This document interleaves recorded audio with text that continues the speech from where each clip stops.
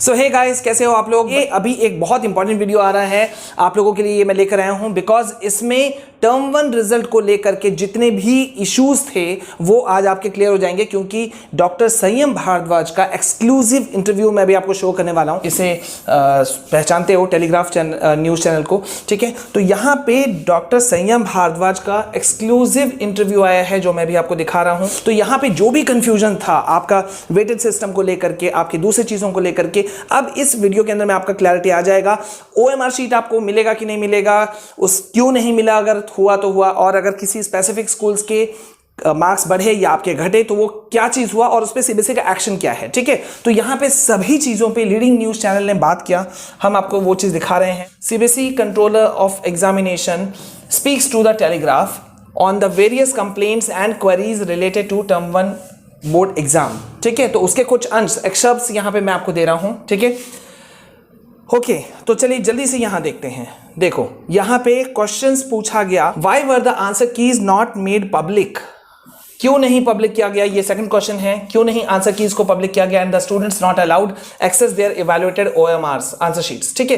तो देखो यहां पे एक बड़ा सवाल था कि भाई ओएमआर शीट आखिरकार आप क्यों नहीं देख पा रहे हो। तो उसके रिगार्डिंग जब सवाल पूछा गया डॉक्टर भारद्वाज से, तो इन्होंने कहा कि each examination centre was provided with the question papers and answer keys, share the evaluated OMR sheets with the students, a separate system would have been required where the students could log in, it would have involved a lot of effort. This system would have become redundant in subsequent years with the return of the subjective type questions. Okay, तो यहां पे देखो इनका कहना था कि भाई जो क्वेश्चन पेपर्स थे, ठीक है, और आंसर कीज थे वो स्कूल्स के साथ में शेयर किया गया था, सारा कुछ स्कूल्स को बताया गया था, और इसलिए कोई चीज का दिक्कत का सामना करने का बात नहीं आया था। अगर हम लोग, इनका कहना था कि had we made the answer keys public and provided students with access to the OMR sheets, they would have spent more time on these instead of focusing on the term 2 exam. देखिए मतलब doctor संयम भारद्वाज का कहना है कि भाई अगर हम लोग ओएमआर शीट्स को पब्लिक कर देते, इवैल्यूएशन करने के लिए स्टूडेंट्स को पब्लिक कर देते, तो बच्चे का जो टर्म 2 का जो फोकस था वो हट जाता। तो अभी इसलिए वो चीज नहीं किया गया। और वैसे भी जो ओएमआर शीट पे एग्जाम था, ये ऑब्जेक्टिव क्वेश्चन था, तो इसके लिए ज्यादा टेंशन लेने की जरूरत नहीं थी। ये कहना है किसका, डॉक्टर संयम भारद्वाज का, ठीक है।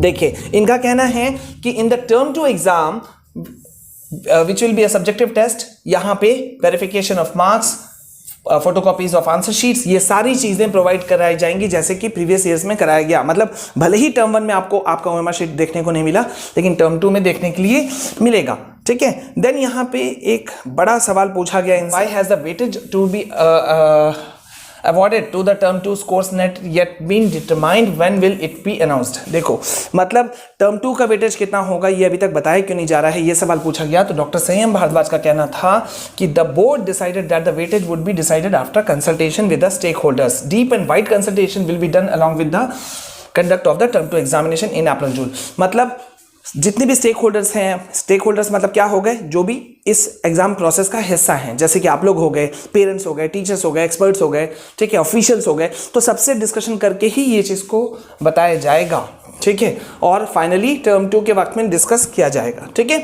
और देन देखो यहाँ पे देखो नेक्स्ट क्वेश्चन पूछा गया, there are complaints that several private schools have helped their students answer questions, has the CBSE received such complaints as examined their veracity. बहुत इंपॉर्टेंट सवाल पूछा गया कि भाई जो आरोप लगता रहा कि कई स्कूलों ने अपने बच्चों को हेल्प किया, ठीक है, जहां पे होम सेंटर था वहां पे टीचर्स ने हेल्प कर दिया, तो उसके ऊपर में क्या चीज है, ठीक है। तो यहां पे भारद्वाज सर का जवाब था कि सीबीएसई एक प्रोफेशनल बोर्ड है और सभी एफर्ट्स करती है ये चीज को कंफर्म करने के लिए कि एग्जाम्स जो है वो फेयरली हो किसी भी हाल में, ठीक है।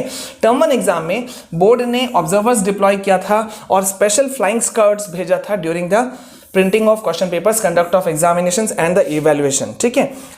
ओके, और अब इन्होंने ये भी इसका जवाब दिया कि जहां जहां बोर्ड को रिसीव हुआ है कंप्लेंट्स का, उन्होंने एडिशनल ऑब्जर्वर्स को वहां लगाया सो दैट कि ये चेक हो सके कि एग्जाम फेयरली हो, ठीक है। और डेटा को भी एनालिसिस किया गया। देखिए बहुत बड़ा बात निकल करके आया है। मतलब अगर किसी स्कूल का पहले का रिकॉर्ड मान लीजिए क्लास 10th का रिजल्ट या 12th का रिजल्ट अगर मान लीजिए कि 75% जा रहा था और अचानक से इस बार हाइक होकर के 85 हो गया, 90% हो गया, तो ऑटोमेटिकली वो रेंज में आ गया, शक के घेरे में, है ना। तो यही चीज यहां ये कह रहे हैं कि इस पे बड़ा चीज डाला गया है और इस वजह से बोर्ड जो है वो is determined to take strict action against the schools it has found using unfair means and practices. जिन भी स्कूलों ने, मैंने ये बात देखो कहा था, जिन भी स्कूलों ने गड़बड़ी की है उन पे स्ट्रिक्ट एक्शन लिया जाएगा। ठीक है, अब यहां पे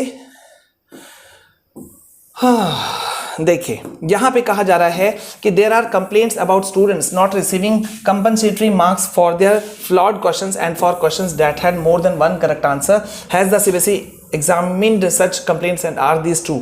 यहां पे मतलब जो क्वेश्चंस में आपके बोनस मार्क्स वाला सवाल है एक तरह से कि जिन क्वेश्चंस में गड़बड़ी हुई थी उसका मार्क्स मिलेगा कि नहीं मिलेगा, तो देखो यहां इन्होंने कहा कि भाई बिल्कुल मिलेगा।